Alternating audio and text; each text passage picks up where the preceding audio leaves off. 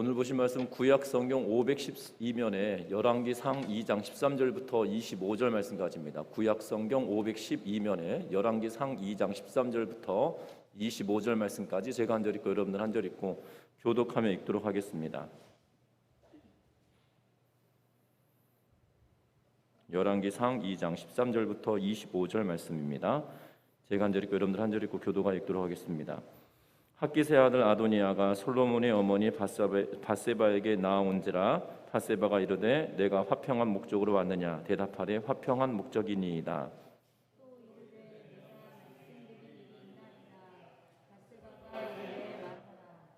그가 이르되 당신도 아시는 바이거니와 이 왕위는 내 것이었고 온 이스라엘은 다 얼굴을 내게로 향하여 왕으로 삼으려 하였는데 그 왕권이 돌아가 내 아우의 것이 되었음은 여호와께로 말미암음이니이다.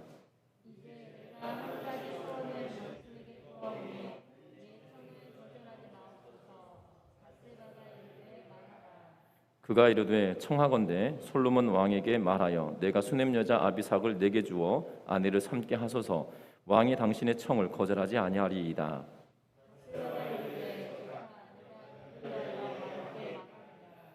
밧세바가 이에 아도니아를 위하여 말하려고 솔로몬 왕에게 이르니 왕이 일어나 영접하여 절한 후에 다시 왕자에 앉고 그의 어머니를 위하여 자리를 베푸니 그가 그의 오른쪽에 앉은지라.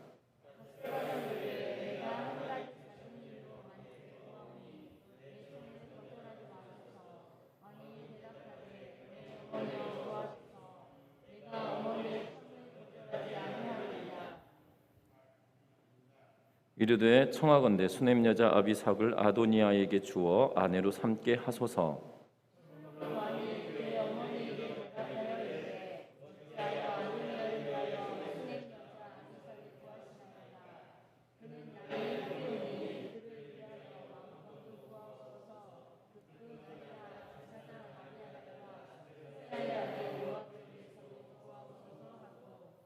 여호와를 두고 맹세하여 이르되 아도니아가 이런 말을 하였은즉 그의 생명을 잃지 아니하면 하나님은 내게 벌 위에 벌을 내리심이 마땅하니이다.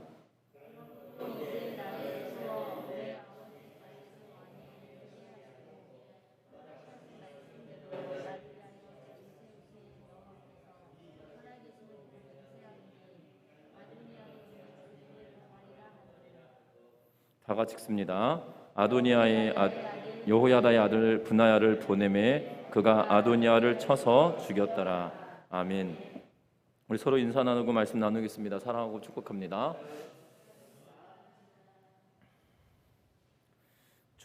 중국의 춘추 전국 시대에 이 진나라가 있었습니다. 이 진나라는 어떤 진나라냐면 춘추 전국 시대를 통일하였던 진나라를 의미하고 있는데요. 춘추 전국 시대의 말미에 진나라가 이 중국을 통일함으로 인해서 우리가 잘 알고 있는 진시 황제라 불렸던 그 시황제가 있었던 진나라를 말하고 있는데요. 그 이전에 춘추 전국 시대의 제후국 가운데 하나가 또 진나라가 있습니다. 근데 여기서 말하는 이 진나라는 제후국 가운데 진나라가 아니라 이 춘추 전국 시대를 통일하였던 중국을 통일하였던 진나라가 막 일어났을 때 일인데요. 그 진나라의 위무자라고 하는 사람이 젊은 애첩을 두고 있었습니다. 그런데 그 위무자가 병에 걸리자 이 본초의 아들인 위가를 불러서 이렇게 말합니다. 내가 죽거든 너의 서모인 서모를 꼭 개가시켜라 라고 이야기합니다. 다시 말하면 그의 아버지의 애첩을 아버지가 병들자 그가 뭐라고 이야기하냐면 재혼하여서 떠나보내게 해라 라고 이야기를 합니다. 그런데 병이 더 깊어졌습니다. 병이 더 깊어지면서 아버지의 정신이 혼미해졌습니다. 그러면서 이렇게 말을 하는 겁니다. 아버지가 뭐라고 이야기하냐면 네 서모를 나와 함께 반드시 순장시켜라 이렇게 말하는 거예요. 순장이라고 하는 것은 다른 것이 아니라 살아있는 사람을 죽은 사람과 더불어 같이 매장하는 것을 순장이다라고 이야기하는데 순장시켜라 라고 이야기를 하였습니다. 위무자가 죽었습니다. 그의 아들 위가가 그의 서모, 그의 아버지의 애첩을 개가시켰습니다. 그리고 그러면서 이렇게 말했습니다. 병이 위중해지면서 아버지의 정신이 더 혼미해졌는데 맑은 정신이었을 때 하셨던 말씀이 참된 유언이다 라고 이야기하면서 그의 서모를 개가시켜서 이 시집을 보내게 되는 것을 보게 됩니다. 그 뒤에 위가는 이 제후국 가운데 진나라와 전쟁을 치르게 되어집니다. 진나라가 이 위가가 있는 진나라를 침공해오자 장수로서 싸움터에 나가게 되어집니다. 전투 중 적의 장수 두휘가 이 두휘에게 사로잡힐 위기에 처하여졌습니다. 그때 한 노인이 두휘의 발 앞에 풀을 엮어서 두휘가 그 풀에 걸려서 넘어지게 만들므로 위가가 두휘를 포획하는 그러한 전과를 올리게 되어집니다. 그런데 그날 밤에 위가의 꿈에 그 노인이 나타났습니다. 나는 너의 서모의 아버지 되는 사람이다 라고 이야기하며 이렇게 말합니다. 그대가 내 딸을 개가시켜 살려준 것에 대한 보답을 내가 죽어서라도 갚고 싶어서 내가 그 풀을 엮었다라고 하면서 말을 하고 있는 것을 보게 됩니다. 그러므로 이 이야기로 인하여서 우리에게 이 은혜를 갚은 사자성어를 이야기하면 결초보은이라고 하여서 풀을 엮어서 은혜를 갚았다라는 의미의 이야기가 있는데요. 이 죽은 귀신처럼 여겨지는 그 노인이 꿈에 나타나서 내가 죽어서라도 은혜를 갚고 싶었다라고 하며 내가 풀을 엮은 그 노인이다라고 말을 하고 있다는 거죠. 결초보은과 반대되는 말이 또 있습니다. 그 반대되는 말은 우리는 사실 이것이 사자성어인지는 몰랐었는데요. 배은망덕 이러한 표현이 있습니다. 배은망덕은 결국 은혜를 잃어버리고 망령되게 행동하는 것을 두고 배은망덕이다라는 표현을 쓰고 있는 것을 보게 되는데 결초보은과는 반대되는 의미이기도 합니다. 배은망덕은 결국 은혜를 잊어버렸던 데로부터 시작되어진다는 거죠. 아프리카에 서식하는 뱀잡이 술이라고 하는 새가 있습니다. 독수리과에 속한 새인데 이 새는 하늘 높이 날다가 먹이를 발견하면 쏜살같이 내려와서 먹이를 채고 그리고 이 땅에 내려와서 그 먹이를 먹는다고 합니다. 그런데 그 먹이를 먹는 사이에 사자나 표범이나 또 다른 맹수들이 나타나면 이 뱀잡이 수리가 영락없이 그 맹수들에게 잡혀먹히게 된다는 겁니다. 그런데 놀라운 것은 뭐냐면 이 하늘을 잘 날고 그리고 쏜살같이 날아다니는 이 수리였지만 본인이 먹이를 먹는 동안 맹수의 공격을 받으면 놀래서 자기가 새라는 사실을 잊어버린다는 거죠.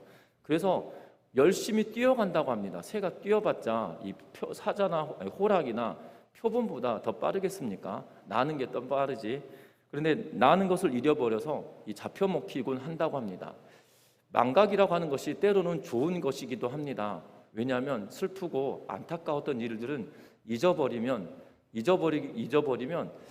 그나마 마음의 위로가 되고 그나마 마음이 단단해지기 때문이죠. 그런데 중요한 것을 잊어버린다라면 그것만큼 안타까운 일이 없다는 겁니다. 은혜를 잊어버리는 것, 나는 것을 잊어버리는 새와 같이 우리의 신앙생활에 우리 또한 은혜를 잃어버리고 살고 있지는 않은지, 하나님께서 주신 은혜에 우리가 그것을 보답하며 살고 있지 않고 오히려 그것을 은혜를 잃어버리고 헛되게 살고 있지 않은지 우리의 자신을 돌이켜보는 시간 되었으면 합니다. 특별히 오늘 성경의 말씀에 보면 오늘의 제목은 정말 배은망덕인데요. 왜 배은망덕이냐면 오늘 성경은 다윗이 늙자 그의 아들이었던 아도니아, 어떻게 보면 왕이 계승 서열의 일이었던 아도니아가 반란을 일으킵니다. 반란을 일으키기보다도 왕의 자리를 얻기 위하여 세력을 불려가는 작업을 합니다. 군대 장관이었던 요압과 제사장이었던 아비아달과 함께 수많은 사람들이 그와 함께하며 그를 왕으로 추대하려고 하는 계획을 또한 모반을 하고 있을 때 그 사실을 접한 나단 선지자가 밧세바에게 와서 고하고 밧세바와 나단이 또한 다윗에게 고함으로 다윗이 솔로몬을 왕으로 세워버리는 그러한 일들을 보게 됩니다. 그러면서 순식간에 아도니아가 반역죄를 물게 되었음에도 불구하고 그의 생명을 구하여 주는 사건을 보게 됩니다. 그런데 오늘 성경의 말씀에 보면 그 아도니아가 이 솔로몬에게 은혜를 입었음에도 불구하고 오늘 성경은 그에게 배은망덕한 일들을 고하고 있는 것을 보게 되는데 어떻게 보면 이 본문은 우리가 생각할 때는 뭐 당연한 일일 수도 있겠구나라는 생각이 들 수도 있겠지만, 정확하게 보면 솔로몬이 이 크게 노하여서 그의 형이었던 아도니아를 그날 즉시 처형하고 있는 것을 보면 이 배은망덕도 이런 배은망덕이 없는 그러한 상황으로 보여진다는 것입니다. 오늘 성경의 말씀을 찾아보면서 우리의 모습이 아도니아의 모습에 겹쳐져 보이지는 않은지, 아니면 우리의 모습이 솔로몬과 같은 그러한 모습이 우리에게 있어야 되지는 않을지 한번 찾아보는 시간 되었으면 합니다. 먼저 13절 말씀부터 읽어보겠습니다. 13절과 15절 말씀까지 같이 읽어봅니다. 학깃의 아들 아도니아가 솔로몬의 어머니 바세바에게 나온지라 바세바가 이르되 내가 화평한 목적으로 왔느냐 대답하되 화평한 목적이니이다. 또 이르되 내가 말씀드린 일이 있나이다. 바세바가 이르되 말하라. 그가 이르되 당신도 아시는 바이거니와 이 왕위는 내 것이었고 온 이스라엘은 다 얼굴을 내게로 향하여 왕으로 삼으려 하였는데 그 왕권이 돌아가 내 아우의 것이 되었음은 여호와께로 말미암음이니이다. 아멘. 오늘 말씀에 보면 학깃의 아들 아도니아, 왕위 계승 서열 1위였던 아도니아가 다윗 왕이 세운 솔로몬에 의하여서 왕으로 세움받지 못하고 그가 이제는 이 왕이 아닌 왕자로서의 삶을 살아가게 되는데, 그러던 어느 날 솔로몬의 어머니 바세바에게 찾아옵니다. 바세바에게 찾아왔던 이유는 다른 것이 아니라 어찌 보면 솔로몬이 왕으로 등극한 이후에 바세바는 어찌 보면 권력의 중심에 서 있는 여인이었기 때문입니다. 우리나라도 마찬가지로 조선시대에 대비마마라는 표현을 쓰면 왕의 어머니를 두고 대비마마라는 표현을 씁니다. 그리고 왕이 책봉을 할 때 대비마마로부터 시작되어져서 이 지명되어지고 이것이 절차처럼 보여지는 것을 이 사극을 통해서 보게 되어지는데요. 어찌되었던 이 왕의 어머니로부터 왕권이 전수되어지는 그런 모습을 보면, 당시 이스라엘은 우리나라와 좀 다르겠지만 이스라엘도 마찬가지로 왕의 어머니면 막강한 권력의 어머니이기 때문에 그의 권력은 만만치 않았던 걸로 보여진다는 사실이죠. 그래서 솔로몬의 어머니다라고 이야기하고 있는 것을 보게 됩니다. 그래서 솔로몬의 어머니 바세바라는 표현을 쓰고 있는데, 어찌 보면 성경은 전에도 말씀드렸지만 우리아의 아내 바세바였던 이 여인이 다윗의 아내, 다윗의 첩 이런 표현도 쓰지 않았습니다. 우리아의 아내였던 바세바였다는 거죠. 우리아가 죽었음에도 불구하고, 우리아가 죽고 난 이후에 다윗이 그의 아내를 부인으로 맞아들였음에도 불구하고 끊임없이 사람들은 우리아의 아내라고 이야기했다는 거죠. 그러면서 그 바세바를 우리아의 아내로 평가되었지만 이제는 솔로몬의 어머니라고 이야기하며 왕의 모친이 되었음을 이야기하고 있는 걸 보게 됩니다. 성경은 그의 신분이 아니라 원래 신분은 이 왕의 부인이었기 때문에 이 비빈 가운데 속하여졌을 것이지만, 그럼에도 불구하고 사람들의 생각에서는 그렇지 않았다는 거죠. 이제 그런데 사람들의 생각조차도 이제 권력 가운데 있는, 이제는 우리아의 아내가 아니라 솔로몬 왕의 어머니가 되어 그러한 상태에 놓였다는 겁니다. 그때 아도니아가 찾아옵니다. 뭐라고 찾아오냐면 바세바가 묻습니다. 너가 평안하기 위하여서 온 것이냐? 지금 문제를 일으키고 싶어서 온 거냐? 아니면 화평하기 위하여서 온 거냐? 라고 묻거든요. 그때 뭐라고 말합니까? 내가 화평을 위한 목적으로 이곳에 왔다라고 하면서 말합니다. 그러면서 바세바에게 내가 부탁할 것이 있다라고 이야기하면서, 드릴 말이 있다라고 말하면서 그때 바세바가 호용합니다. 그때 뭐라고 이야기하냐면 두 가지 이야기를 하고 있어요. 하나는, 두 가지 유쟁의 첫 번째는 뭐라고 이야기하냐면 원래 왕위는 내 것이었다. 원래 왕 자리는 내 것이었다. 그것도 당신이 다 알고 있는 거다. 바세바, 당신도 알다시피 내가 왕위 계승 서열 1위였지 않느냐. 그럼 당연하게 왕위는 내 거였다. 그리고 또 하나는 솔로몬에게 많은 사람들이 가 있던 것이 아니라 수많은 사람들이 나에게 향하여 있었다. 수많은 사람들이 나를 지지했었다라고 하면서 말합니다. 그래서 이렇게 표현하죠. 이스라엘은 다 얼굴을 내게로 향하여 왕으로 삼으려 하였다 라고 이야기합니다. 그러면서 말합니다. 이 두 가지 이야기를만 들으면 밧세바가 화가 날 것 같습니다. 왜냐하면 원래 왕자리는 내 거였는데 당신 아들이 가지고 갔지 않았냐? 이렇게 들릴 수도 있기 때문이죠. 그리고 이스라엘의 모든 사람들은 나를 지지했는데 갑작스럽게 당신 아들이 지금 왕위를 찬탈하지 않았냐? 라고 들릴 수도 있기 때문이죠. 이렇게 말을 하고 나서 뒤에 뭐라고 이야기하냐면, 그런데 이 왕권이, 그 왕권이 돌아가서 누구에게 갔느냐? 내 아우에게 가버렸습니다. 그것은 내 뜻도 아니라 내 힘도 아니라 무엇 때문이다라고 이야기합니까? 여호와께로 말미암음입니다 라고 이야기하고 있는 것을 보게 됩니다. 아도니아도 알고 있는 것 같습니다. 이스라엘의 왕은 사람이 세우는 것이 아니라 하나님께서 세운다는 사실을 그가 알았던 걸로 보여집니다. 어찌 보면 아도니아가 그의 아버지 다윗의 모습을 통하여서도 알았겠죠. 왜냐하면 다윗은 모반한 사람도 아니었습니다. 왜냐하면 반란을 일으켜서 왕이 된 사람이 아니에요. 그럼에도 불구하고 그가 왕이 되었다는 거죠. 그런데 이스라엘은 이미 왕가가 있었습니다. 베냐민 지파의 사울이 왕이었고 그의 후계자도 분명히 있었음에도 불구하고 그의 아버지가 왕이 되었다는 것은, 이것은 하나님의 뜻이 아니다라면 될 일이 아니었다는 거죠. 그리고 그의 형이었던 압살롬도 반란을 일으켰으나 그것이 그의 뜻대로 되지 않았다는 겁니다.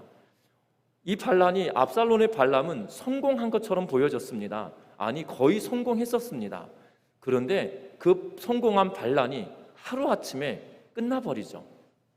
하나님의 계획과 하나님의 뜻이 다윗에게 있었기 때문에 사람의 눈으로 보고 사람의 생각으로 보면 압살롬이 이겼다라고 이야기되어질 만큼, 생각되어질 만큼 다윗은 궁지에 몰렸던 상황이었습니다.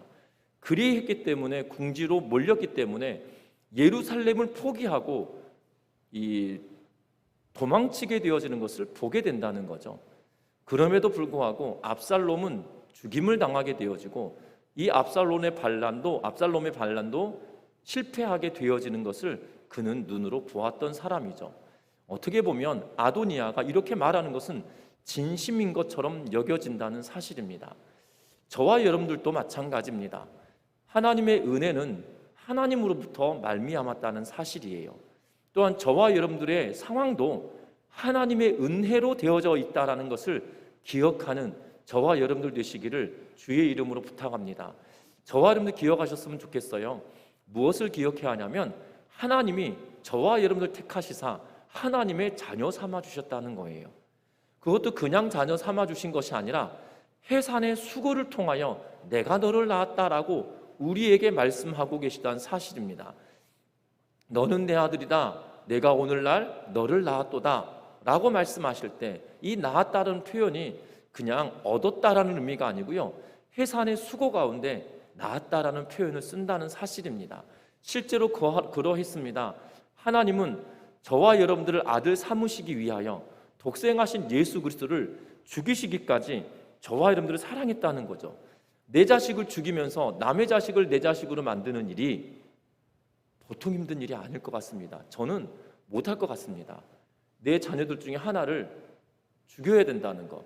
그런데 저는 딸이 셋이니까 셋 중에 하나 이렇게 그래도 가능성이라도 보이죠.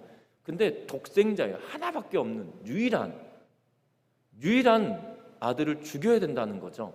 그게 가능한 일일까요? 그것도 나와 원수 관계에 있던 사람들을 자녀로 삼는다는 게 가능하겠냔 말입니다. 로마서정은 분명히 말합니다. 우리가 연약할 때에, 우리가 죄인이었을 때에, 우리가 원수 되었을 때에 하나님이 우리를 사랑하셨다, 그의 사랑을 우리에게 보이셨다라고 우리에게 말씀해 주고 계시는 것을 보게 된다는 거죠. 그런 고통 속에 저와 여러분들을 얻으셨다는 거예요. 그런데 우리는 그 하나님의 은혜에 하나님께서 행하셨음을 우리는 깊이 묵상하며 살아내야 된다는 거죠. 그런데 우리는 그것을 잃어버릴 때가 있다는 사실입니다. 아도니아는 이렇게 고백했습니다. 모든 것이 이 왕위에 관한 것은 하나님께로 말미암은 거다라고 말을 했다는 거죠. 그러면 그 하나님께로 말미암았다라고 고백했다라면 그것에 순응해야 할 것입니다. 그런데 그가 부탁하는 말은 그가 수긍하는 것처럼 하나님이 그에게 허락하셨다, 하나님으로부터 말미암아 그에게 왕위가 이어졌다라고 고백했지만 그것이 본심은 아니었던 걸로 보여진다는 겁니다. 16절 말씀 같이 한번 읽어보겠습니다. 같이 읽어봅니다. 이제 내가 한 가지 소원을 당신에게 구하오니 내 청을 거절하지 마옵소서. 밧세바가 이르되 말하라. 지금 밧세바에게 말합니다. 앞에 말했습니다. 원래 왕위는 내 거였습니다. 왕위 계승 서열로 보면 내 거였고 이스라엘의 모든 사람들이 나를 지지했었다. 그런데 그것이 하나님의 뜻이 아니었고 당신의 아들이었던 솔로몬이 하나님의 뜻을 이어서 왕이 되었다. 그러니 이제 나 깔끔하게 포기하겠다고 보여집니다. 그러면서 뭐라고 하냐면 나에게 단 한 가지 소원이 있다. 내가 그것을 당신에게 부탁하려고 하니 내 청을 거절하지 말고 들어달라고 이야기합니다.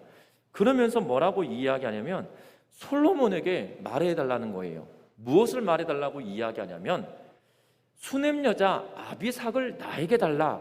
그래서 내 아내로 삼게 해달라고 말하고 있는 것을 보게 되어집니다. 여러분들 오늘 이 말씀에 보면 수넴 여자 아비삭은 어떠한 여인입니까? 수넴 여인 아비삭은 1장에 열왕기상 1장에 기록되어져 있던 여인입니다. 특별히 1장 3절에 뭐라고 기록하고 있냐면 이스라엘 사방 영토 내에 아리따운 처녀를 구하던 중 수넴 여자 아비삭을 얻어 왕께 데려왔으니 라고 기록합니다. 그리고 그 여인에 대하여 뭐라고 이 열왕기상 기자는 기록하고 있냐면 이 처녀는 심히 아름다워 그가 왕을 받들어 시중을 들었으나 왕이 잠자리는 같이 하지 아니하였더라라고 이야기합니다. 그리고 다윗이 죽었습니다. 그리고 지금 다윗을 시중 들었던 이 여인이 남아있다는 거죠. 그런데 뭐라고 말하냐면 수넴 여자 아비삭을 나에게 달라라고 말합니다. 그런데 우리가 잘 알아야 될 것은 이 아도니아가 솔로몬에게 청해달라고 부탁을 하면서 수넴 여자 아비삭이라는 표현을 쓰고 있다는 거죠. 여러분들 이미 알고 있듯이 아비삭은 다윗의 여인입니다. 그리고 다윗의 여인이기 때문에 어찌 보면 그의 서모이기도 한 그러한 상태이죠. 분명한 것은 왕의 아내를 내 아내로 취하는 것은 결국 반란의 모양새라는 겁니다. 여러분들 기억하시는지 모르겠습니다. 압살롬이 예루살렘을 취하고 난 이후에 백주대낮에 이 옥상에서 어떠한 일을 행합니까? 다윗의 여인들을 겁탈하는 사건이 벌어지죠. 그것이 다른 의미가 아니라 당신의 여인들이 다 내 여인이 되었습니다라는 것을 보이는 일이에요. 그리고 이젠 내가 왕이다라는 것을 보이는 행위였다는 사실이죠. 지금 아비삭을 달라고 부탁하면서 아버지의 여인이었던 아비삭을 나에게 달라라고 말하고 있지 않고요. 중립적으로 말합니다. 수넴 여인 아비삭을 나에게 달라라고 말하고 있다는 거죠. 아도니아는 어떻게 보면 정말 이 아비삭이 아름답기 때문에 그를 흠모하여서 사랑에 빠져서 달라고 한다라면 아도니아는 진짜 미련한 사람인 거죠. 정말 미련한 사람인 거예요. 지금 사랑에 빠져서 아비삭을 달라라고 이야기하면 정말 미련한 거고 죽음을 자초한 일인 거죠. 왜냐하면 압살롬의 반란에 다윗의 여인들이 다 겁탈당하는 그러한 사건들을 분명히 들었고 역사에 기록되어져 있고 또한 그 역사 가운데 그가 경험했던 사건이기도 하다는 거죠. 그런데 지금 아비삭을 달라는 것은 솔직히 말하면 명을 재촉하는 그러한 일이기도 한 일이라는 사실입니다. 그런데 그 일들을 하고 있다는 거죠. 앞에서는 말했습니다. 여호와께로 말미암았다. 이 모든 것이 여호와께로 말미암았다라는 거죠. 그런데 순진하게 보여지는 이 아도니아지만 결국 이 말을 뒤집어 생각해 보면 결국 무엇입니까? 하나님은 솔로몬을 왕으로 세웠으나 나는 아비삭을 취함으로 내 왕권을 다시금 얻겠다라는 그 속셈이 분명히 그에게 보여지고 있다는 것입니다. 이래서 배은망덕이라는 제목으로 말씀을 나누고 있는 건데요. 분명한 것은 하나님으로 말미암았습니다 라고 이야기했다라면 그것에 순응하는 것이 마땅한 처사일 겁니다. 하나님을 알고 하나님의 이름을 그것도 하나님의 이름인 여호와라는 단어로 사용하고 있어요. 이 여호와라는 이름은 주권자 그리고 전능자라는 의미입니다. 모든 것이 하나님으로부터 말미암았다. 모든 만물이 하나님이 지으셨다. 전능하신 하나님이다. 그리고 모든 것의 주인 되시는 분이다라는 고백이 바로 여호와라는 단어에 들어가 있는 것이거든요. 그런데 지금 그의 행위는 뭐라고 이야기하냐면, 하나님이 솔로몬을 왕으로 세우셨으면 뭐합니까? 나는 그것을 내 것으로 만들겠습니다라는 본심이 지금 그의 부탁 가운데 들어 있다는 거죠. 결국 하나님을 이야기하고 그의 입으로는 하나님을 말하였으나 결국에는 하나님과 관계없는 생각을 하고 하나님과 관계없는 일을 하며 하나님과 관계없는 행동을 취하고 있는 모습이 아도니아에게 나타나고 있다는 사실입니다. 우리는 기억해야 합니다. 우리가 신앙생활을 하면서 하나님 아버지, 여호와 하나님 이렇게 고백을 합니다. 그런데 정작 우리의 삶 속에서는 하나님을 나의 주인으로, 나의 아버지로 섬기고 살기보다도 때로는 내 욕심과 내 생각이 더 커서 내 것이 우선이다라고 여기며 하나님의 뜻을 무시하며 살고 있지는 않은지 우리의 자신을 돌이켜 봐야 된다는 것이에요. 우리는 기억해야 합니다. 아도니아와 같은 마음이 우리의 마음속에 생겨날 수도 있다는 거예요. 이것이 불현듯 오는 것이 아니고 갑작스럽게 오는 것이 아니라 야금야금 온다는 것이에요. 내가 하나를 포기하면 그 하나를 포기한 만큼 두 개를 더 내놓으라고 하고요, 두 개를 내놓으면 네 개를 내놓으라고 하면서 우리의 마음을 점령해 버리는 것이 바로 이 아도니아의 마음과 같은 거라는 거예요. 아도니아는 어땠었습니까? 아도니아는 솔로몬이 왕에 등극했다는 사실로 말미암아 혼비백산하며 그 상황이 다 정리되어져 버렸어요. 잔치를 치르며 그가 왕위를 얻겠다라고 하며 세력을 규합하고 있던 때에 예루살렘으로부터 들려왔던 그 고성과 큰 환호소리로 말미암아 모여있던 수많은 사람들이 마치 춘향전을 보면 마지막에 아멘거사 출두여 하고 나면 온 동네 잔치를 벌이고 있던 변학도의 그 잔치 자리를 다 난리법석 치면서 사람들이 막 도망가는 그런 모양새처럼 지금 아도니아와 함께 있었던 사람들이 다 흩어져 버렸거든요. 어찌 보면 아도니아도 모든 세력을 잃어버리고 그의 목숨을 내가 오늘 죽을까 내일 죽을까 염려하며 고민하며 했던 그때였다는 거죠. 그런데 그가 목숨이 거둬지지 않고 연명하고 있는 상태로 감사해야 할 것이에요. 그런데 어느 순간 그의 마음이 돌변했다는 거죠. 그의 마음이 바뀌었다는 것이에요. 하나님은 무슨 하나님, 내가 그것을 얻고야 말겠다라고 하는 권력 의지가 결국 하나님을 버리는 행태로 나타나고 있는 것을 보게 됩니다. 아도니아만 그런 것이 아니었다는 거죠. 이스라엘의 첫 번째 왕이었던 사울도 똑같은 길을 걸어갔음을 우리는 보게 됩니다. 사울이 왕위에 오를 때 어떻게 오르게 되어집니까? 사무엘이 먼저 그의 머리에 기름을 붓습니다. 그리고 너는 왕이 될 거다라고 이야기합니다. 그리고 나는 왕이 될 그릇이 아니다라고 겸손해합니다. 그러면서 사무엘이 모든 지파들을 불러 모읍니다. 그리고 거기서 제비를 뽑죠. 그랬더니 누가 뽑힙니까? 베냐민 지파가 뽑힙니다. 그리고 베냐민 지파 가운데 또 제비를 뽑습니다. 그랬더니 사울의 가문이 뽑힙니다. 사울의 가문에 있는 자들에게 제비를 뽑았더니 사울이 뽑혀지게 됩니다. 그런데 사울은 그 자리에 없었어요. 어디 있었냐면 사람들이 여행 오면서 지금 모여 있잖아요. 모여 있는데 그 모여 있는 사람들이 멀리서부터 온 사람들도 있었기 때문에 그 짐을 놓아둔 행장이라고 하는 이 보따리들을 다 모아놓은 곳에 숨어 있었어요. 행장 속에 숨어 있었다라고 성경은 분명하게 말합니다. 그러면서 사울이 말해요. 나는 두렵다라고 이야기하고 나는 그릇이 될 만한 사람이 아니다 라고 겸손하게 나아갑니다. 그러면서 하나님의 뜻을 받들고 하나님의 영이 그에게 임함으로 그가 전쟁을 수행하며 이스라엘 백성들의 마음을 얻어가며 왕이 됩니다. 그리고 하나님께서 은혜를 주셔서 동과 북과 남에 있는 모든 대적들을 다 평정시키게 되어지죠. 그러면서 하나님께서 그에게 명령하세요. 아말렉을 쳐서 진멸해라 라고 말할 때에 사울은 그 명령을 준행하지 않습니다. 하나님보다 사람들의 소리가 더 크게 들렸고 하나님보다 욕심이 더 컸으며 하나님보다 그에게 유익한 것이 무엇인지 그것이 더 우선이었음을 사울은 이야기하고 있는 것을 보게 된다는 거죠. 결국 그러함으로 말미암아 사울은 하나님의 버림을 받게 되어지는 사건을 보게 됩니다. 우리도 마찬가지입니다. 저와 여러분들 하나님께서 택해 주셨습니다. 하나님의 은혜를 알고 하나님의 은혜를 생각하면 감격스럽습니다. 그런데 어느 순간 내 생각과 내 뜻과 내 마음과 행동은 하나님의 은혜 속에 사는 것이 아니라 하나님을 버린 삶을 살고 있지 않은지 우리의 생각을 다시 한번 점검하면서 내 마음을 하나님께로 향하고 내 뜻을 하나님께로 향하며 내 행동과 행위를 하나님께로 향하며 나아가는 은혜가 있기를 주의 이름으로 부탁드립니다. 그러면서 밧세바는 약속을 지킵니다. 그 약속을 지키며 밧세바가 솔로몬에게 나아갑니다. 그러면서 솔로몬에게 부탁합니다. 뭐라고 이야기합니까? 20절 말씀에 보면 이렇게 이야기합니다. 20절 같이 읽어봅니다. 밧세바가 이르되 내가 한 가지 작은 일로 왕께 구하오니 내 청을 거절하지 마소서.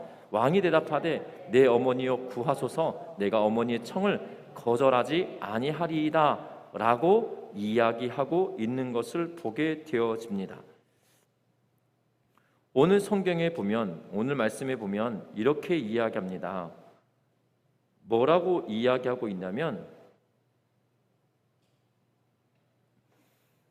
수넴 여자 아비삭을 아도니아에게 주어 아내로 삼게 해달라고 이야기합니다.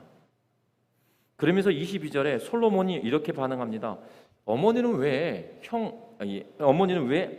아도니아에게 수넴 여자 아비삭을 주라고 나에게 구하십니까? 라고 말하자 22절에 보면 이렇게 말합니다. 그는 나의 형이오니 그를 위하여 왕권도 구하소서라고 이야기하면서 그는 내 형입니다만 어머니는 왜 그런 이야기를 나에게 구하십니까? 차라리 그럴 거면 아도니아에게 왕권을 이양해라라고 말하시지요. 그리고 차라리 아비아달과 수레의 아들 요압도 위에서 목숨을 나에게 구하십시오 라고 이야기하고 있는 것을 보게 되어집니다. 분명한 것은 지금 솔로몬이 이렇게 반응하는 이유가 무엇이냐는 거죠. 여러분들 잘 아셔야 되는 건 솔로몬이 왕이 된 지 얼마 되지 않았습니다. 어떻게 보면 솔로몬의 왕권이 강화된 것도 아니에요. 왜냐하면 당시 군대 장관이었던 요압이 아도니아를 따랐기 때문이고 당시 제사장이었던 아비아달이 아도니아를 왕으로 추대하려고 하였기 때문입니다.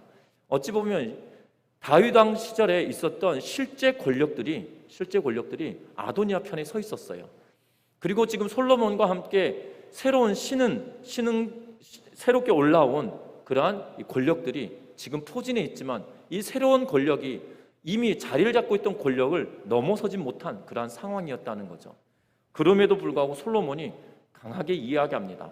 뭐라고 이야기합니까? 23절에 여호와를 두고 맹세하여 이르되 아도니아가 이런 말을 하였은즉 그의 생명을 잃지 아니하면 하나님이 내게 벌 위에 벌을 내리심이 마땅합니다 라고 말하고 있어요.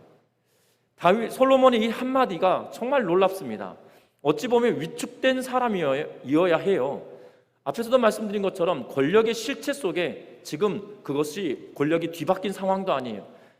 현존하고 있는 실제 권력들이 여전히 남아있고 그들 마음속에는 여전히 아도니아가 남아있다는 거죠.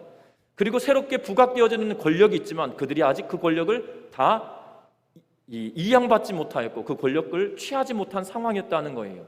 그런데 솔로몬은 뭐라고 이야기하냐면 내가 여호와의 이름을 두고 맹세한다. 하나님이 지금 아도니아를 그냥 둔다라면 하나님이 나에게 벌 위에 벌을 내리신 것이 마땅한 일이다라고 이야기하며 크게 분노하고 있는 것을 보게 되죠. 솔로몬은 지금 그가 왕이 된 이유에 대하여 분명하게 알고 있습니다.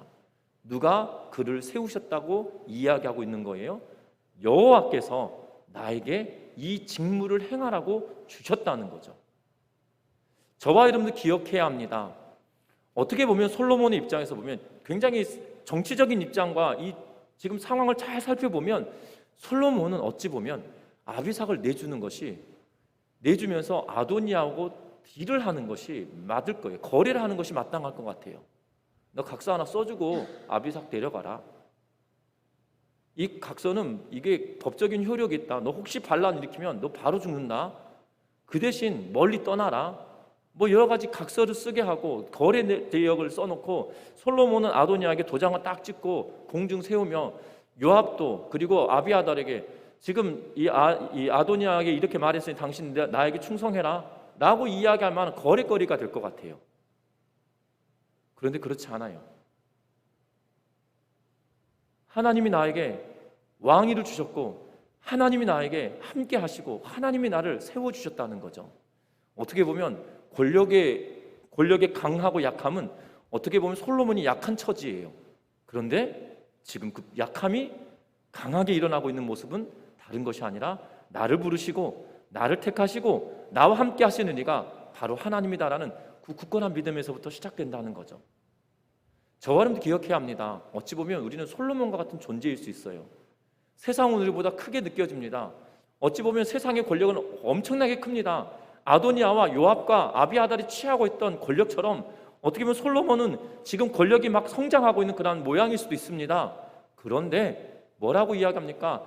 하나님이 내가 여호와께 맹세하며 말하는데 하나님께서 허락하신 일들에 대하여 내가 거부한다라면 오늘 나에게 벌을 내리신다 할지라도 벌 위에 벌을 더 하신다라도 마땅한 일이다라고 말하고 있다는 거죠. 저와 여러분들의 믿음도 이러하였으면 좋겠습니다. 내 처지, 내 상황, 내가 가지고 있는 어려움이 있다 할지라도 내 주변에 있는 것이 어마무시한 상황이다 할지라도 하나님이 나와 함께 하시고 나를 택하시고 나를 부르셨다라면 그 상황과 환경보다도 하나님이 나에게 무엇을 원하시는지 그것에 집중하며 하나님이 원하시고 기뻐하시는 것에 나아가는 은혜가 있으시기를 주의 이름으로 부탁드립니다. 아도니아와 같이 배은망덕한 삶을 선택하는 것이 아니라 하나님의 백성된 자가 하나님이 기뻐하시는 일에 내가 그 앞에 서 있음으로 말미암아 때로는 두려울 겁니다. 염려가 될 것입니다. 왜냐하면 실제 권력 앞에 맞서야 되는 것이기 때문이죠. 강력한 군대 장관 앞에 그리고 이스라엘 백성들의 영적인 책임을 지고 있던 아비아달 앞에 지금 맞서야 되는 상황이거든요. 그런데 그것을 두려워하지 않은 모습이 솔로몬에게 있다는 거예요. 저와 여러분들에게도 이러한 은혜가 있기를 주의 이름 부탁합니다. 하나님을 의지하는 자, 하나님의 택함 받은 자, 여러분들 그냥 아무 힘없는 존재인 것처럼 여겨진다 할지라도 우리 아버지는 힘이 있으신 분이시라는 거예요.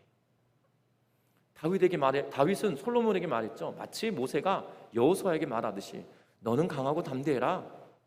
주께서 너와 함께 하시고 하나님 말씀대로 좌로나 우로나 치우치지 말고 하나님만 바라보고 나가라. 그러면 너의 길을 하나님께서 형통하게 해주실 거다 라고 말하는 그 말에 여호수아가 분연히 일어났고 지금 솔로몬이 분연히 일어나고 있는 것처럼 저와 여러분들도 믿음으로 일어나는 은혜가 있으시기를 주의 이름으로 부탁드립니다.